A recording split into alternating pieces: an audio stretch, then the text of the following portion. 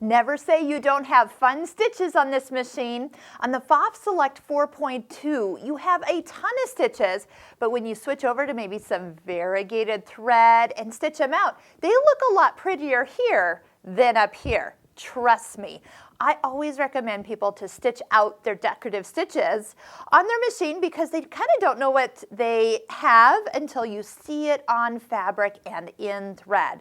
So with the variegated thread, they always add a fun little bit. So what I was doing was just picking some fun ones along the bottom here. And how about let's do this last one. Now, notice at the top it says M and the G. So yes, to get the last stitches over here, you're going to be pushing 2 or even one of these. I pushed all 3. I pushed K, L, and M.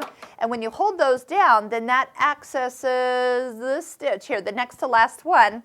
And that one was this one, the last one I stitched. So let's do and if you just kind of push another one, it'll just kind of release the multi-selected ones. And why don't we do, which one I was looking? M and G. Let's see here. So M and G. So I'll push both of those down. You can see they'll both stay indented. It is on the lower level, so we have it set to be in the stretch stitch length. And all I've been doing is really just setting the edge of the presser foot right next to the last row that I actually stitched. And then run that kind of parallel down what I've done. I do usually let the stitch length be the longest setting that it can, or longest, widest setting. And that way you can really see what that stitch looks like. All right, so I'll do that. And, ooh, fun. So why don't you take a few minutes, stitch out all your stitches so you know what you have.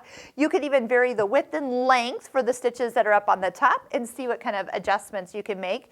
And so one stitch might look wider here, but longer here and spread out. It's kind of neat to see some of the variations. So try it out, put some fun thread in, and make yourself like a little stitch book to reference for later.